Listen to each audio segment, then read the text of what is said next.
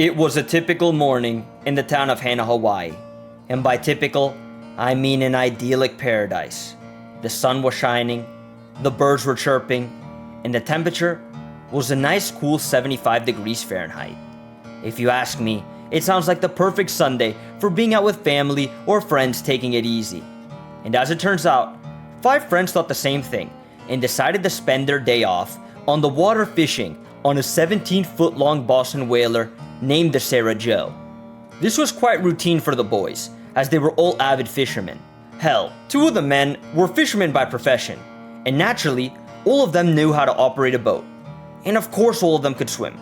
I mean, it makes sense. They live in Hawaii after all. I'm saying all of this because the boys going out for half a day of fishing out in the peaceful sun shouldn't and wasn't any cause for concern. But what was most definitely a major cause for concern was the massive storm brewing past the horizon.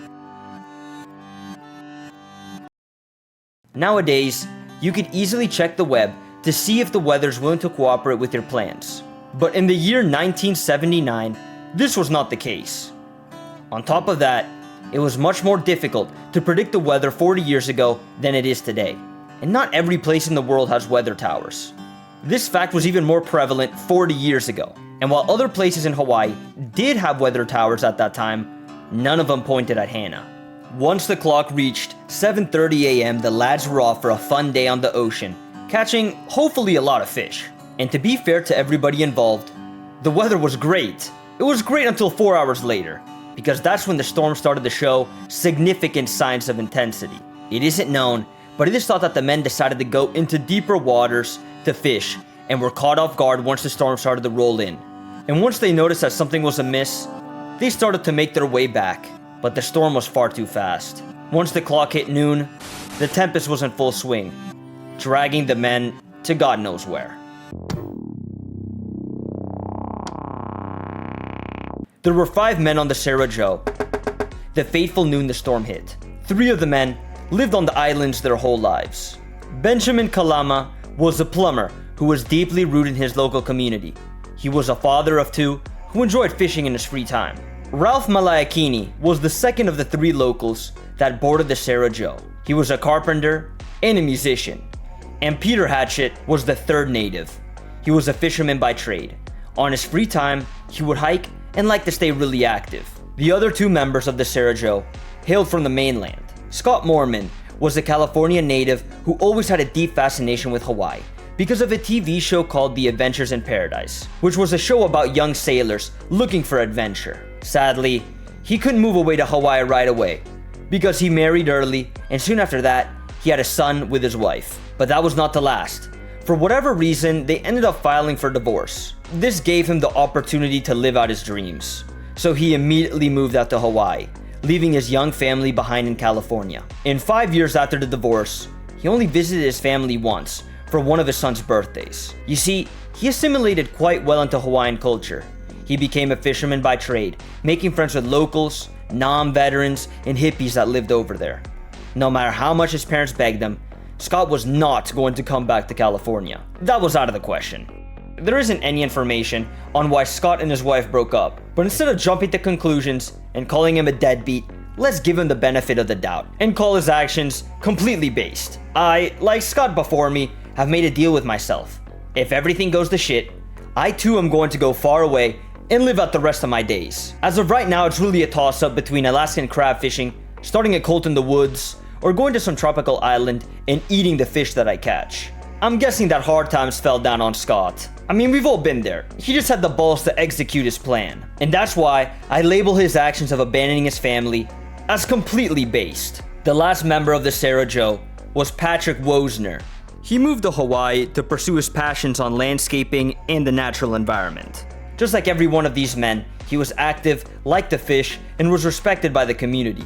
So when the storm rolled in, and everybody who was at sea returned, except for the men in the Sarah Joe, the community started to get restless. In fact, Benjamin's dad got so nervous when he didn't see the Sarah Joe on its way back that he got onto his own boat and went headfirst into the storm that was yet to reach its zenith. However, he soon had to turn back, seeing as winds were reaching upwards of 46 miles per hour, and the waves were reaching heights of 20 feet. Reports of the violent storm don't vary much. All the locals say that the storm came out of nowhere and that it caught all of them off guard. As soon as the vicious storm subsided, the rescue efforts began. One group of volunteers first on the scene was a crew led by Benjamin's dad. This crew had many experienced sailors and fishermen along with a marine biologist named John Noddington, but to no avail. Later on, the US Coast Guard came to help. At first, they focused the search efforts on the immediate waters off Hannah, where the Sarah Joe had departed. They even had pilots acting as aerial surveillance overlooking the ocean. But since the boat itself was painted blue, it was like finding a needle in the haystack. The Coast Guard also deployed surface vessels and teams patrolling the coasts on foot and in vehicles. The Sarah Joe was not found in the nearby area of Hannah, so for the next week, the Coast Guard expanded their search massively. The volunteers and Coast Guard ended up expanding their search to cover over 70,000 square miles of surrounding waters. The Coast Guard ended up searching deep into the Pacific Ocean, but to no avail. Now, the search was not without its challenges. You see, the ocean was still choppy and the visibility was still poor. In the earlier days of the search, it was reported that it was difficult to see 50 feet in front of you when in the ocean. On top of that, the ocean was littered with debris and was suffering from murky waters. Finally, after 8 days of looking, the search was unfortunately called off. This development never stopped the families of the victims, however. They still held out hope, knowing that their loved ones were highly skilled seamen, so they continued the search on their own. Many of them would get on their personal boats and continue looking. The families would also fundraise over $50,000 to contract pilots to keep scanning the waters. The families were so dedicated to finding out what happened to their loved ones that they would travel to neighboring islands to talk to the locals to see if they had any information on the men. However, no matter how much effort was poured into finding the missing 5 men, it was fruitless. After a year passed, the families decided to hold a memorial for the missing crew of the Sarah Joe. And who could blame them? The situation had become truly bleak. The poor families would then have to wait another 10 years to get any type of closure.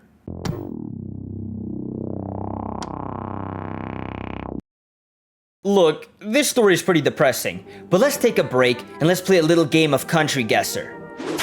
Are you in? I'm gonna say a place. It could be a country, a territory, or city in this world, and you have to point to it on a map. Please keep track of your points and share them in the comments. Let's start off easy.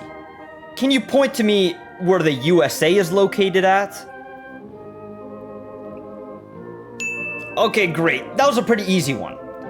How about Madrid? Getting a little harder, but still, not too bad, right? How about Buenos Aires? Nice job. Now do me a favor and point to me where the Taongi Atoll is located on a map. If you pointed anywhere in this area, I'm impressed. You know what? I'm proud of you guys, even if you know where the Marshall Islands are. The Taongi Atoll is part of the Marshall Islands, which are a collection of islands located near Indonesia, 2,200 miles southwest from Hana, Hawaii. This island is completely uninhabited. Just take a look at it. The atoll's ecosystem consists of numerous species of fish, corals, and other invertebrates. The land has sparse vegetation, primarily consisting of shrubs and grasses that can tolerate the salty and sandy environment. Other than that, the atoll is a nesting site for seabirds. So as you could probably deduce already, there is nothing going on this island. I know that you watching this video must be pretty smart. You might be asking, how do I know that? Well, you're watching the stimulating content that can only really be enjoyed by a true intellectual. Why do I bring this up? Well, I trust that you could figure out that I didn't just bring up the Taongi Atoll just to bring up the Taongi Atoll. In other words, I think that you know where this is going. The only human interference that the Taongi Atoll suffers is from marine biologists and the odd illegal Chinese fishing crew. Other than that, nobody touches this island. Seriously, the Taongi Atoll for sure gets less than 7 visits a year, and the people who visit the island are the conservationalist type, who wish to study one of the last undisturbed ecosystems. In short, the Taongi Atoll is one of the most overlooked places on this earth.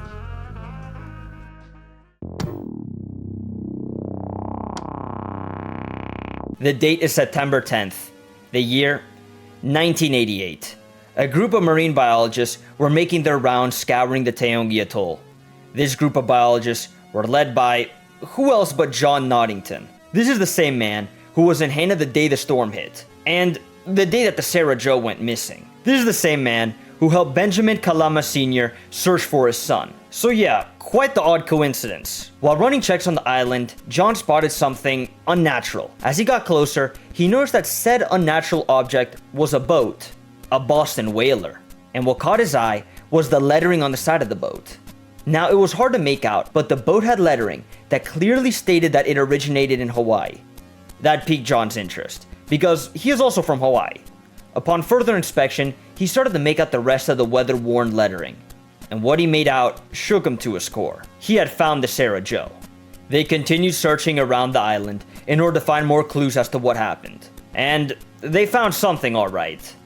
John and his crew found a shallow grave in the coral, adorned with a wooden cross, with, of course, human remains at the bottom. The crew also found a piece of paper with Chinese writing on it. To this day, we don't know what was written on that paper. The biologists also explicitly stated something quite interesting. They said that the remains looked recent. The text doesn't go into much more detail about what recent means. Soon, dental records revealed that the body belonged to Scott Mormon.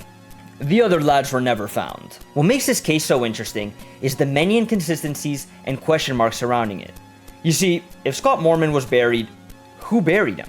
For a crew that was missing for 10 years, what does it mean that Scott's skeleton was quote-unquote recent? Does that mean that the crew stayed alive for much longer than originally thought? How long were they at sea? Because experts say that a trip on boat from Hana to the Taongi Atoll could take as short as 3 months. Another fact that throws a curveball at this case is the fact that the Marshall Islands conducted a government survey of the Taongi Atoll 3 years prior to the Sarah Joe being found. This means that the Marshallese people explored every inch of this island and did not find the Sarah Joe or the grave, meaning that the Sarah Joe and Scott arrived at the atoll anywhere from 1985 to 1988. Remember, they went missing in the year 1979. I bet I don't have to tell you what that entails. As soon as families back in Hawaii learned about this revelation, they again contacted a private investigator to further search the island to see if his team could find more information. And sadly, nothing was found. But they came up with an explanation that I find quite satisfactory if I'm being honest. The leading theory of what happened to the crew of the Sarah Joe goes as follows. The crew was swept away by the storm and sent deep into the ocean. There is no way to know exactly what happened while the crew was at the ocean, so your guess is as good as mine. All we know is that the boat and Scott somehow ended up at the Taongi Atoll. So one theory is that Scott tied himself onto the Sarah Joe, and that's why he stayed on the boat, while the other members could have fallen off over time. We also don't know when the members died. It could have been weeks to years.